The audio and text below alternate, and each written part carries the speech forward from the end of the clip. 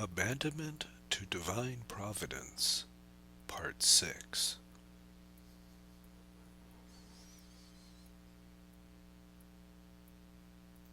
Section 6. Supernatural Prudence.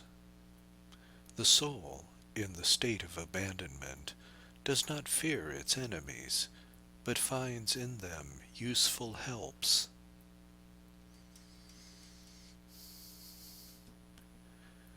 I fear more my own action and that of my friends than that of my enemies. There is no prudence so great as that which offers no resistance to enemies, and which opposes to them only a simple abandonment. This is to run before the wind, and as there is nothing else to be done, to keep quiet and peaceful. There is nothing that is more entirely opposed to worldly prudence than simplicity. It turns aside all schemes without comprehending them, without so much as a thought about them. The divine action makes the soul take such just measures as to surprise those who want to take it by surprise themselves. It profits by all their efforts, and is raised by the very things that are done to lower it. They are the galley slaves who bring the ship into port with hard rowing. All obstacles turn to the good of this soul, and by allowing its enemies a free hand, it obtains a continual service, so sufficing that all it has to fear is lest it should take part in a work in which God would be principal and his enemies the agents, and in which it has nothing to do but to peacefully observe the work of God, and to follow with simplicity the attractions he gives it. The supernatural prudence of the divine Spirit, the principle of these attractions, infallibly attains its end. The supernatural prudence of the divine Spirit, the principle of these attractions, infallibly attains its end, and the precise circumstances of each event are so applied to the soul, without its perceptions, that everything opposed to them cannot fail to be destroyed.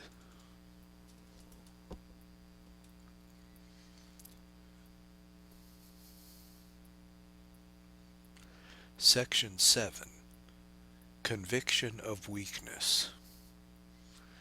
The soul in the state of abandonment can abstain from justifying itself by word or deed. The divine action justifies it.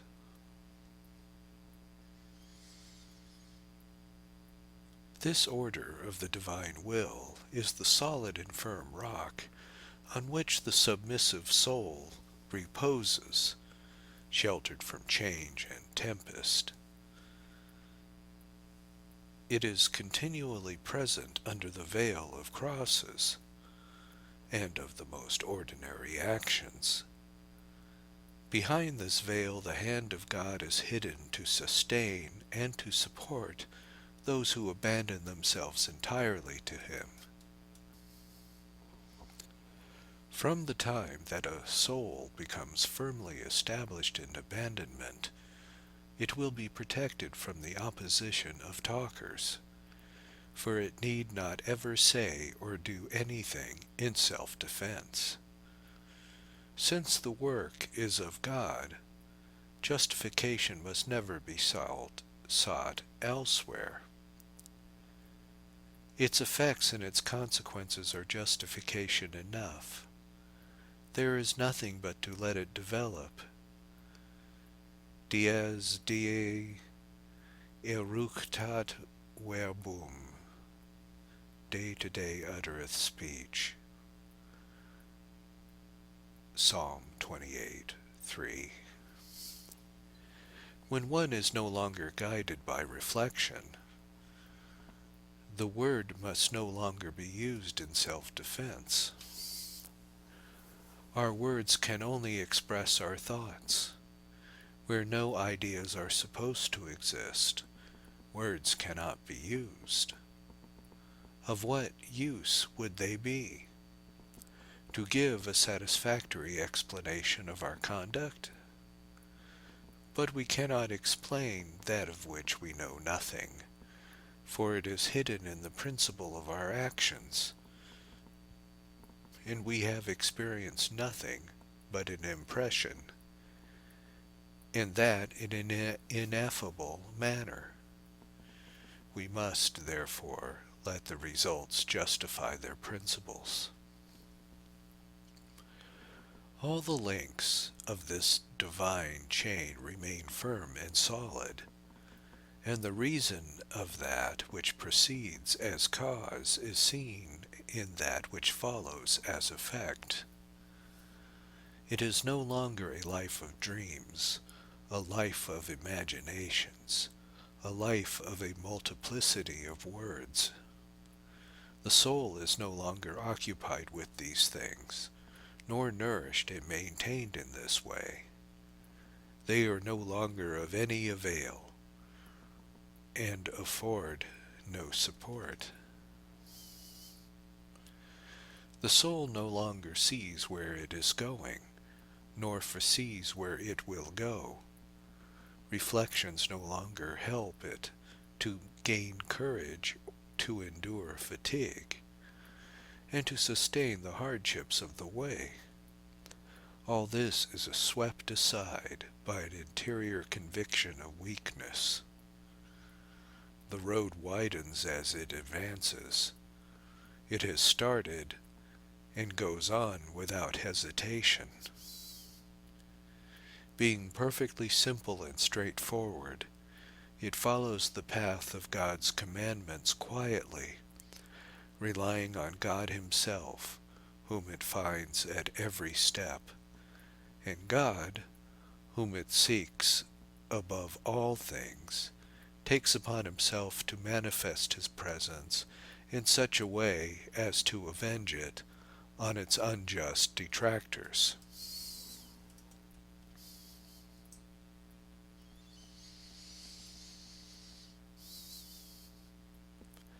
Section 8. Self-guidance, a mistake. God imparts to the soul in the state of abandonment by means which seem more likely to destroy it. There is a time when God would be the life of the soul, and Himself accomplish its perfection in secret and unknown ways. Then all its own ideas, lights, industries, examinations, and reasonings become sources of illusion. After many experiences of the sad consequences of self-guidance, the soul recognizing its uselessness, and finding that God has hidden and confused all the issues, is forced to fly to Him to find life. Then, convinced of its nothingness and of the harmfulness of all that it derives from itself, it abandons itself to God to gain all from Him. It is then that God becomes the source of its life, not by means of ideas, lights, or reflections, for all this is no longer anything to it, but a source of illusion. But in reality, by His grace, which is under the strangest appearances. The divine operation, unknown to the soul, communicates its virtue and substance by many circumstances that the soul believes will be its destruction. There is no cure for this ignorance. It must be allowed its course. God gives himself therein, and with himself he gives all things to the obscurity of faith. The soul is but a blind subject, or, in other words, it is like a sick person who knows nothing of the properties of remedies and tastes only their bitterness. He often imagines that what is given him will be his death. The pain and weakness which result seem to justify his fears. Nevertheless, it is under the semblance of death that his health is restored, and he takes the medicines on the word of the physician. In the same way, the submissive soul is in no way preoccupied about its infirmities, except as regards obvious maladies, which by their nature compels it to rest, and to take suitable remedies.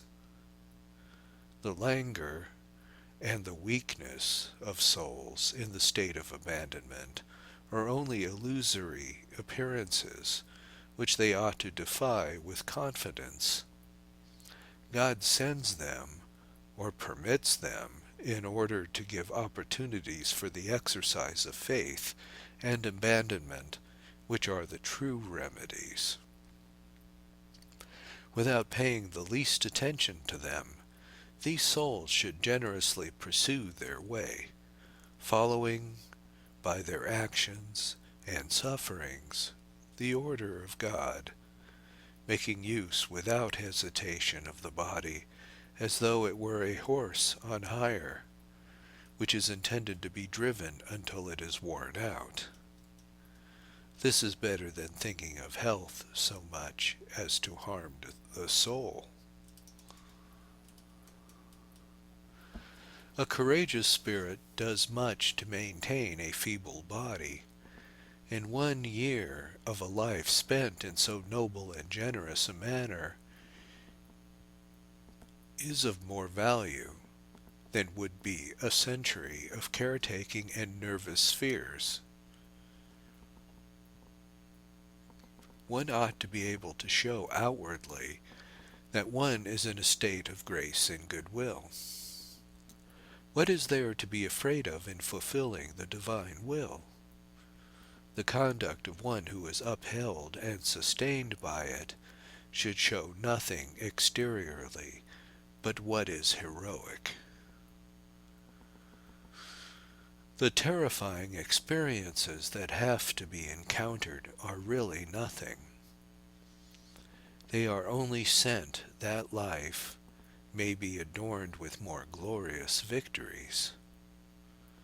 The divine will involves the soul in troubles of every kind, where human prudence can neither see nor imagine any outlet. It then feels all its weakness, and, finding out its shortcomings, is confounded. The divine will then asserts itself in all its power to those who give themselves to it without reserve. It succors them more marvelously than the writers of fiction, in the fertility of their imagination, unravel the intrigues and perils of their imaginary heroes, and bring them to a happy end. With a much more admirable skill, and much more happily, does the divine will guide the soul through deadly perils and monsters, even though the fires of hell with their demons and sufferings. It raises souls to the heights of heaven, and makes them the subject of histories both real and mystical, more beautiful and more extraordinary than any invented by the vain imagination of man. On then, my soul, through the perils and monsters, guided and sustained by that mighty invisible hand of divine providence. On, without fear, to the end, in peace and joy, and make all the incidents of life occasions of fresh victories. We march under his standard, to fight and to conquer. Exivit vinces et vincere. He went forth conquering that he might conquer. Revelation 6:2. As many steps as we take under his command, it will be the triumphs we gain. The Holy Spirit of God writes in an open book this sacred history, which is not yet finished, nor will it be till the end of the world. This history contains an account of the guidance and designs of God with regard to men. It remains for us to figure in this history, and to continue the thread of it by the union of our actions and sufferings with his will. No, it is not to cause the loss of our souls that we have so much to do and to suffer, but that we may furnish matter for that holy writing which is added to day by day.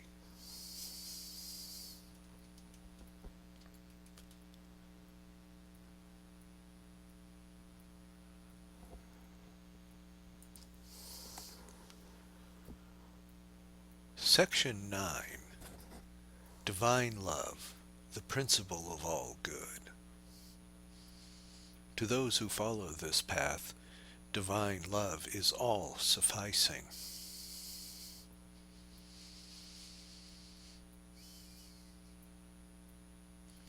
While despoiling of all these things the souls who give themselves entirely to him, God gives them something in place of them. Instead of light, wisdom, life, and strength, he gives them his love. The divine love in these souls is like a supernatural instinct. In nature, each thing contains that which is suitable to its kind. Each flower has its special beauty, each animal its instinct, and each creature its perfection. Also in the states of grace, each has a special grace. This is the recompense for everyone who accepts, and with good will, the state in which he is placed by Providence. A soul comes under the divine action from the moment that a habit of goodwill is formed within it, and this action influences it more or less according to the degree of abandonment.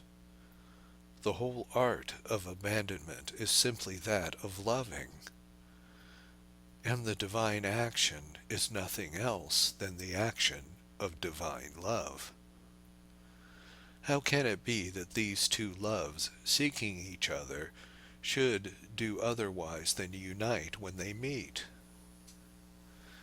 How can the divine love refuse aught to a soul whose every desire it directs? And how can a soul that lives only for him refuse him anything? Love can refuse nothing that love desires, nor desire anything that love refuses. The divine action regards only the good will.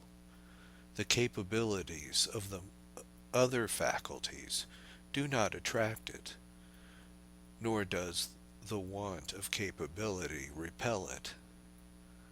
All that it requires is a heart that is good, pure, simple, submissive, filial, and respectful.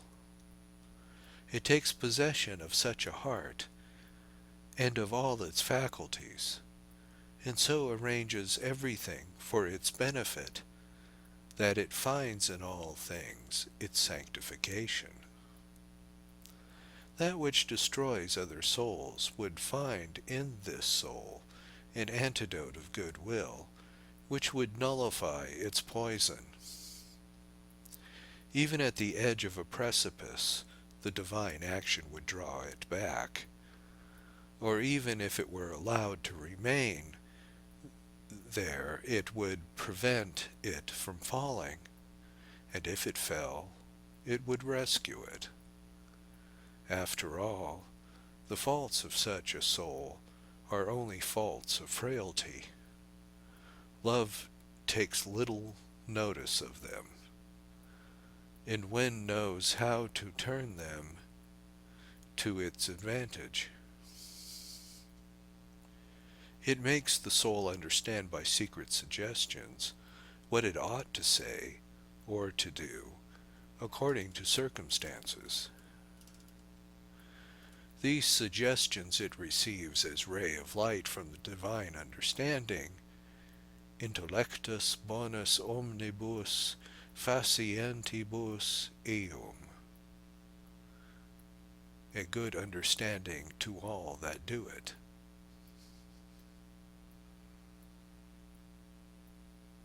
For this divine understanding accompanies such souls step by step, and prevents them from taking those false steps which their simplicity encourages. If they make arrangements which could involve them in some promise prejudicial to them, divine providence arranges some fortunate occurrence which rectifies everything. In vain are schemes formed against them repeatedly. Divine providence cuts all the knots, brings the authors to confusion, and so turns their heads as to make them fall under their own trap.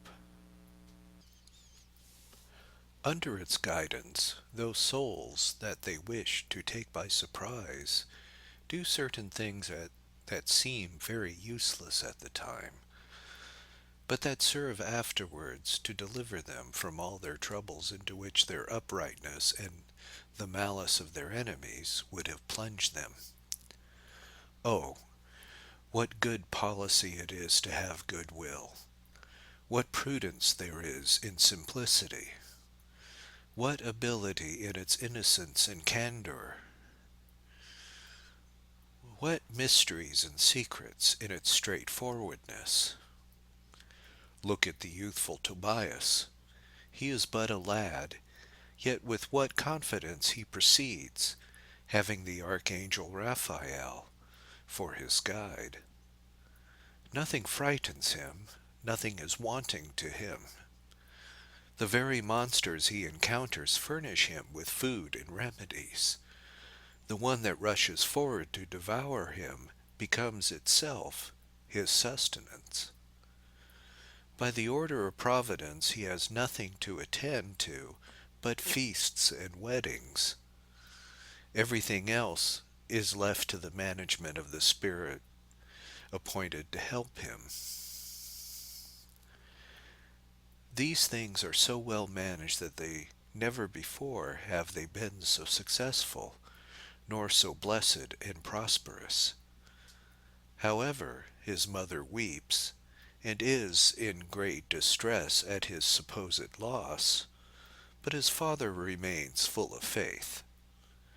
The son, so bitterly mourned, returns to rejoice his family, and to share their happiness. Divine love, then, is to those who give themselves up to it without reserve, the principle of all good. To acquire this inestimable treasure, the only thing necessary is greatly to desire it. Yes, God only asks for love, and if you seek this treasure, this kingdom in which God reigns alone, you will find it.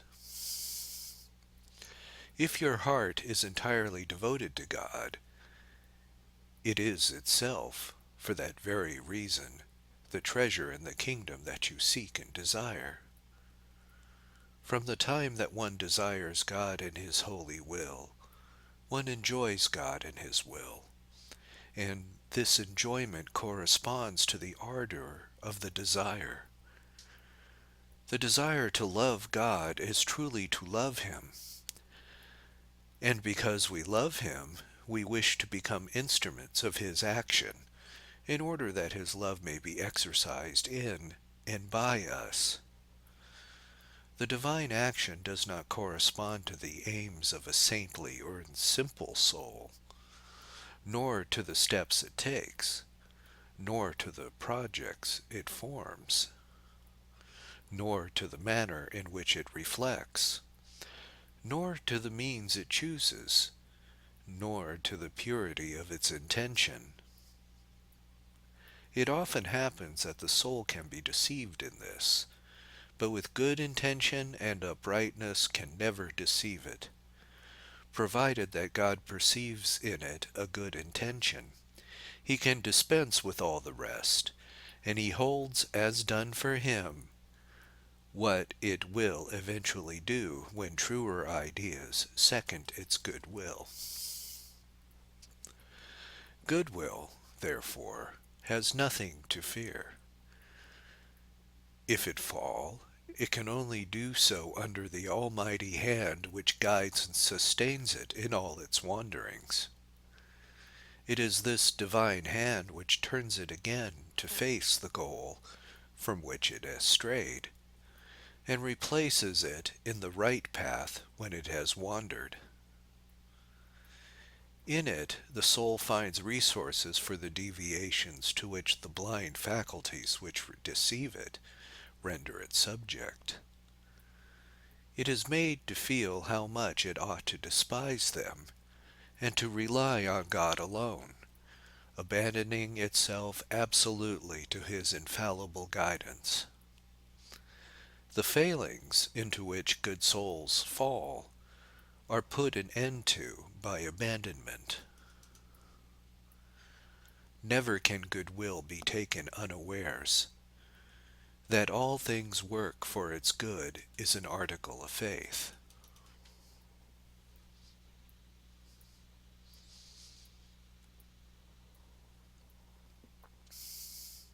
Section 10.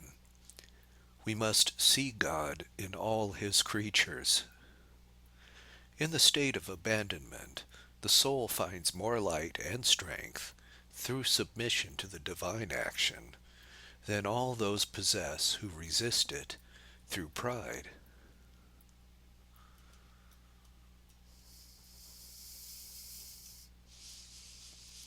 Of what use are the most sublime illuminations, the most divine revelations, if one has no love for the will of God?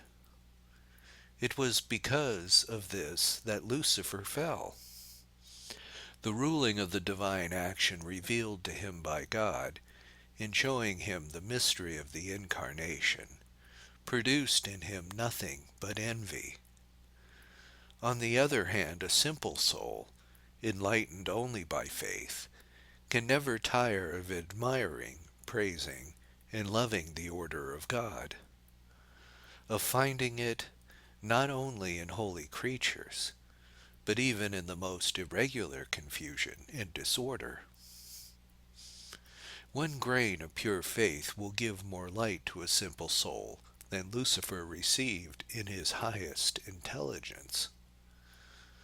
The devotion of the faithful soul to its obligations, its quiet submission to the intimate promptings of grace, its gentleness and humility towards everyone, are of more value than the most profound insights into mysteries.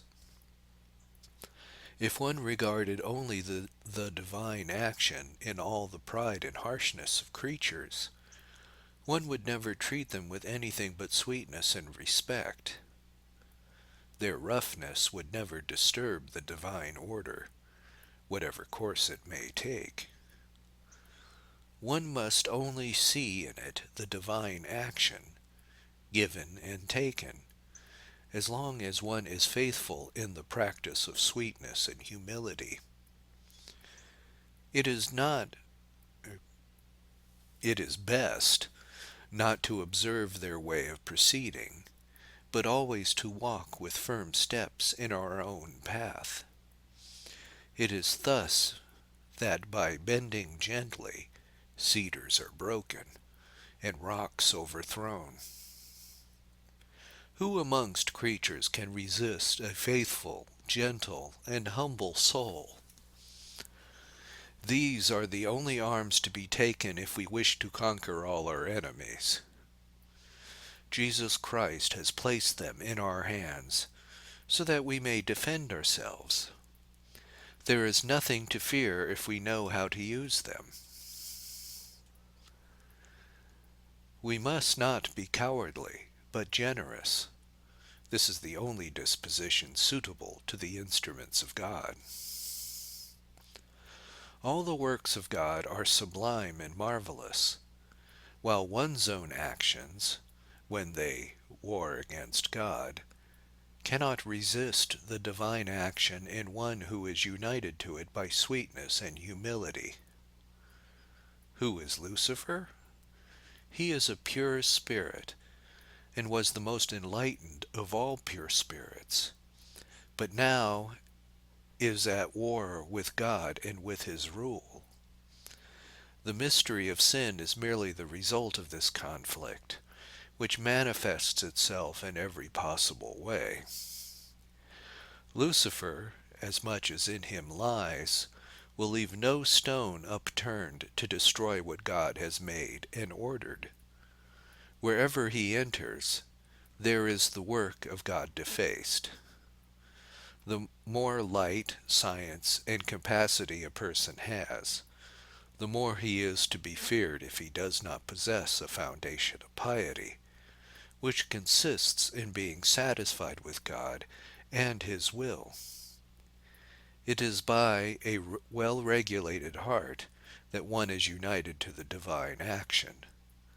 Without this, everything is purely natural, and naturally in the direct opposition to the divine order. God makes use only of the humble as his instruments.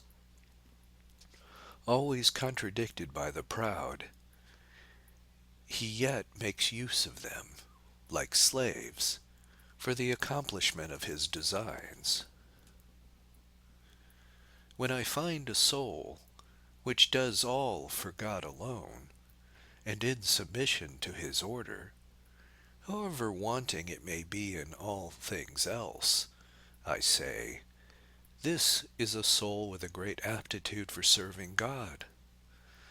The Holy Virgin and Saint Joseph were like this. All else without these qualities makes me fear. I am afraid to see in it the action of Lucifer. I remain on my guard and shut myself up in my foundation of simplicity, in opposition to all this outward glitter, which, by itself, is nothing to me but a bit of broken glass.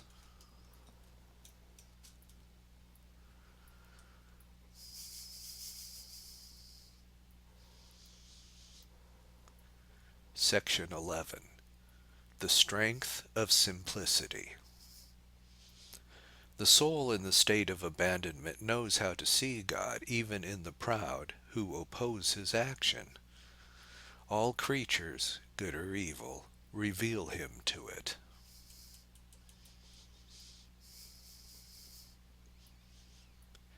The whole practice of the simple soul is in the accomplishment of the will of God. This it respects even in those unruly actions by which the proud attempt to deprecate it. The proud soul despises one in whose sight it is as nothing, and it beholds only God in it, and in all its actions.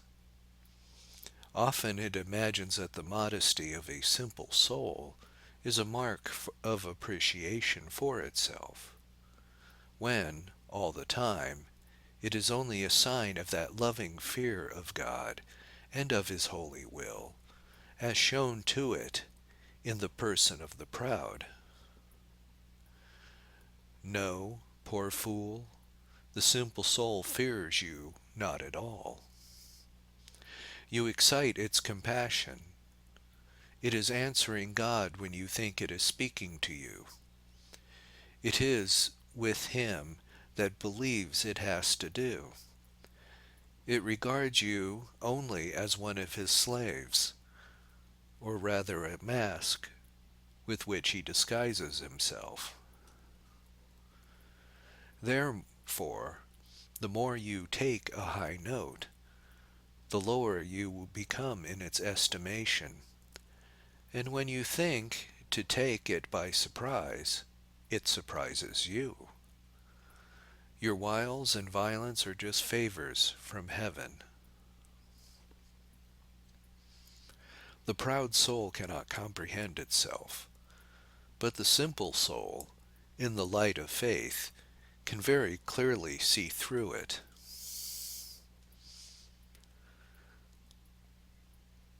The finding of the divine action in all that occurs at each moment, in and around us, is true science, a continuous revelation of truth, and an unceasingly renewed intercourse with God.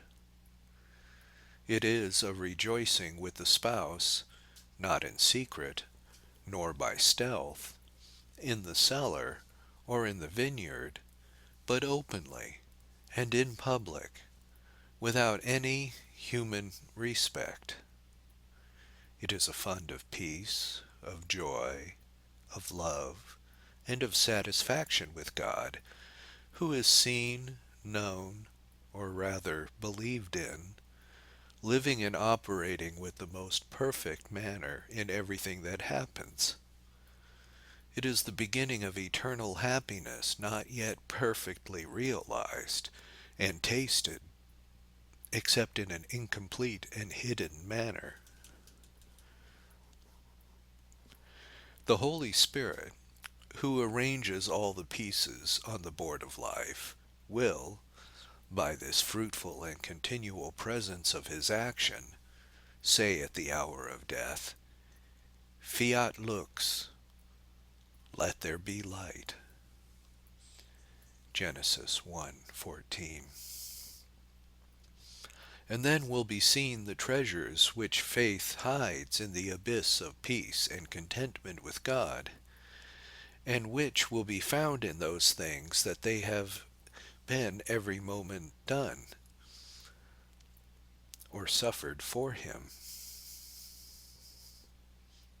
When God gives himself thus, all that is common becomes wonderful, and it is on this account that nothing seems to be so, because this way is, in itself, extraordinary. Consequently, it is unnecessary to make it full of strange and unsuitable marvels. It is, in itself, a miracle, a revelation, a constant joy even with the prevalence of minor faults. But it is a miracle which, while rendering all common and sensible things wonderful, has nothing in itself that is sensibly marvelous.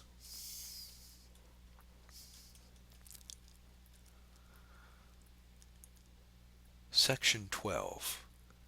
The Triumph of Humility. To the souls which are faithful to him, God promises a glorious victory over the powers of the world and of hell.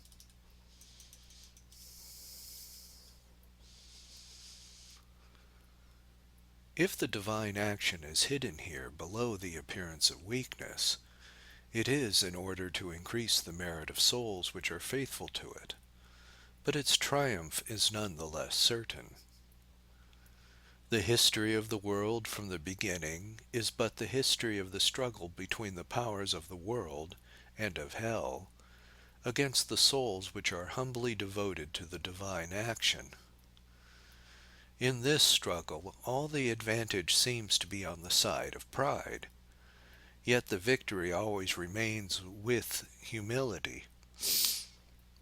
The image of the world is always presented to our eyes as a statue of gold, brass, iron, and clay. This mystery of iniquity, shown in a dream of Nebuchadnezzar, is nothing but a confused medley of all actions, interior and exterior, of the children of darkness. This is also typified by the beast coming out of the pit to make war, from the beginning of time, against the interior and spiritual life of man. All that takes place in our days is the consequence of this war. Monster follows monster out of the pit, which swallows and vomits them forth again amidst incessant clouds of smoke. The combat between Saint Michael and Lucifer that began in heaven still continues. The heart of this once magnificent angel has become, through envy, an inexhaustible abyss of every kind of evil.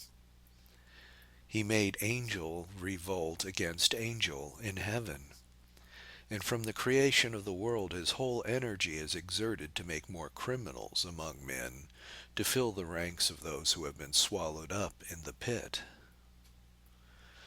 Lucifer is the chief of those who refuse obedience to the Almighty. This mystery of iniquity is the very inversion of the order of God. It is order, or rather, the disorder of the devil. This disorder is a mystery because, under a false appearance of good, it hides irredeemable and infinite evil. Every wicked man who, from the time of Cain up to the present moment, has declared war against God, has outwardly been great and powerful, making a great stir in the world, and being worshipped by all. But this outward semblance is a mystery. In reality they are beasts which have ascended from the pit, one after the other, to overthrow the order of God. But this order, which is another mystery, has always opposed them, really great and powerful men who have dealt these monsters a mortal wound. As fast as hell vomits them forth, heaven at the same time creates fresh heroes to combat them. Ancient history, sacred and profane, is but a record of this war. The order of God has ever remained victorious, and those who have ranged themselves on the side of God have shared his triumph, and are happy for all eternity. And justice has never been able to protect deserters. It can reward them only by death, an eternal death. Those who practice iniquity imagine themselves invincible. O God, who can resist you? If a single soul has the whole world and all hell against it, it need have no fear if, by abandonment, it takes its stand on the side of God and his order. The monstrous spectacle of wickedness armed with so much power, the head of gold, the body of brass and iron, is nothing more than an image of clay. A small stone cast at it will scatter it to the four winds of heaven. How wonderfully has the Holy Spirit illustrated the centuries of the world! So many startling revelations, so many renowned heroes following each other like so many brilliant stars,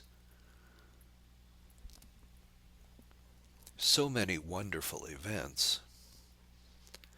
All this is like the dream of Nebuchadnezzar, forgotten on awakening, however terrible the impression it made at the time. All these monsters only come into the world to exercise the courage of the children of God, and if these are well trained, God gives them the pleasure of slaying the monsters and sends fresh athletes into the arena.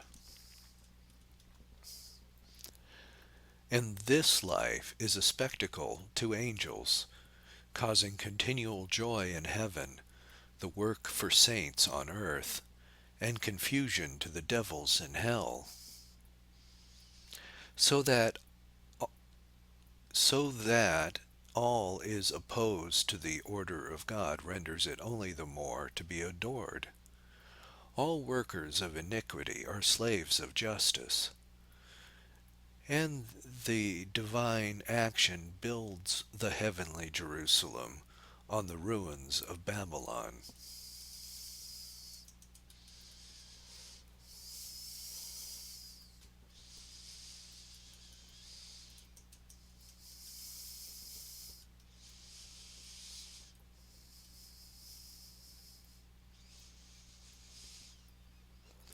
The Spiritual Counsels of Father de Caussade. 1. Conformity to the Will of God. Written in 1731 to Sister Marie Thérèse de Voimenil, in the 9th year of her profession and the 28th of her age.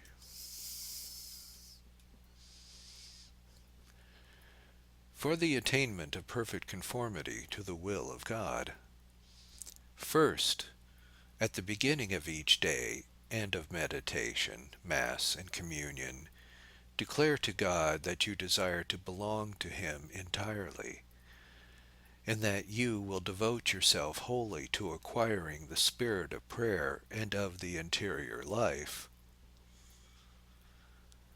2.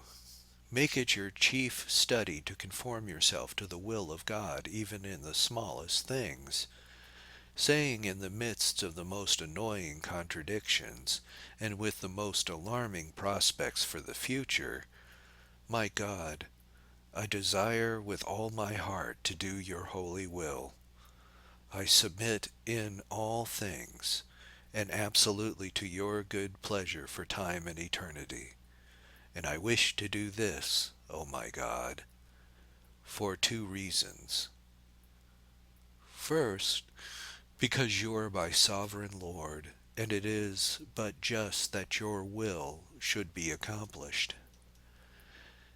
Secondly, because I am convinced by faith and by experience that your will is in all things as good and beneficent as it is just and adorable, while my own desires are always blind and corrupt, blind because I know not what I desire or to avoid, corrupt because I nearly always long for what would do me harm.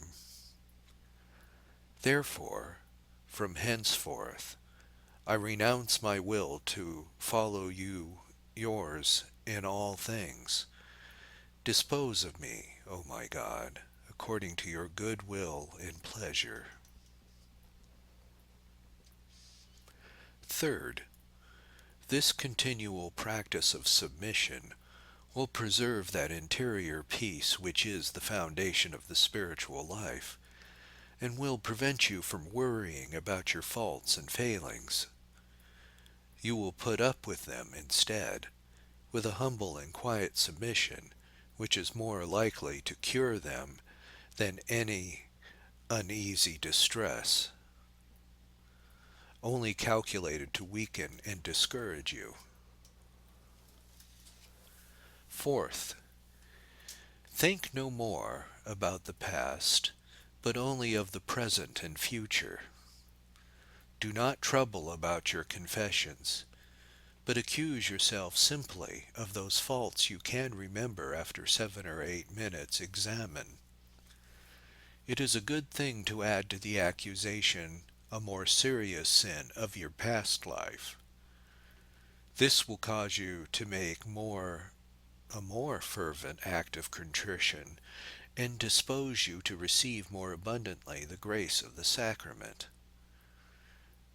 You should not make too many efforts to get rid of the obstacles, which make frequent confession disagreeable to you. Fifth, to escape the distress caused by regret for the past or fear about the future, this is the rule to follow.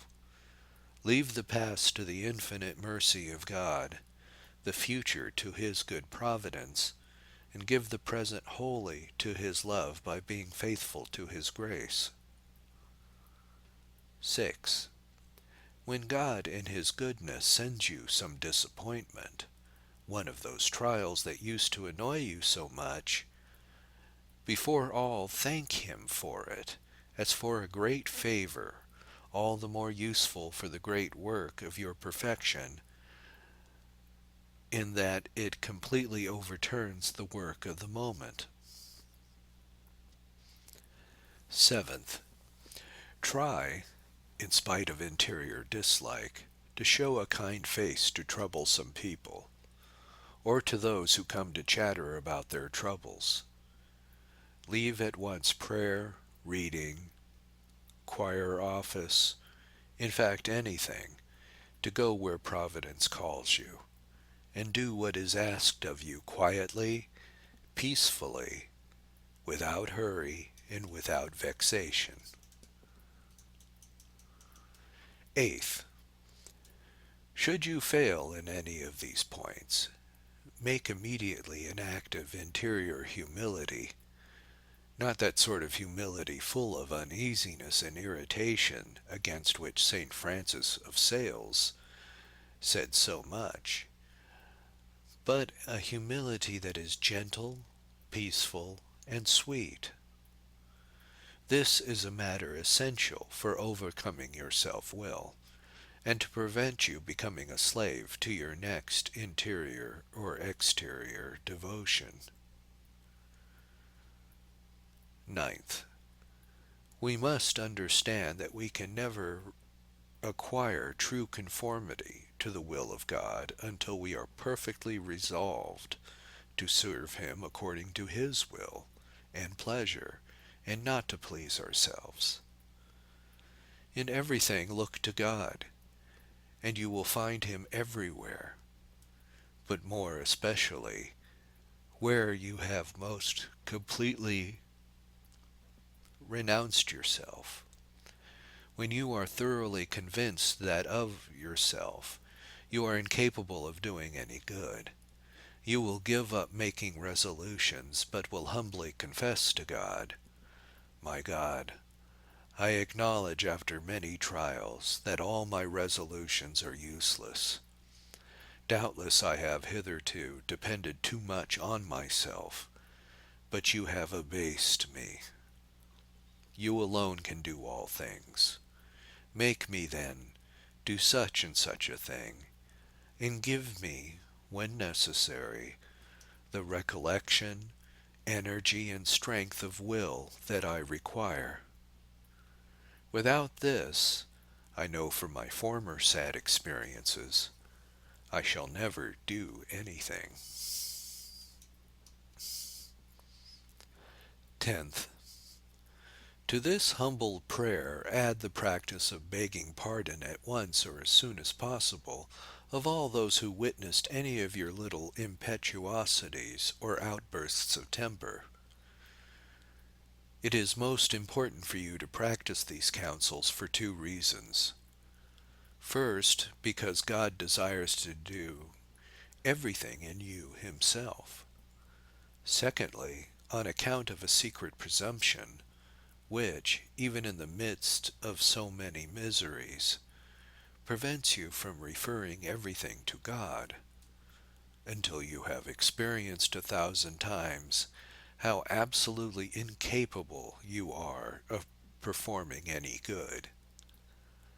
When you become thoroughly convinced of this truth, you will exclaim, almost without reflection, When you act rightly, O my God, it is you who do this in me by your grace.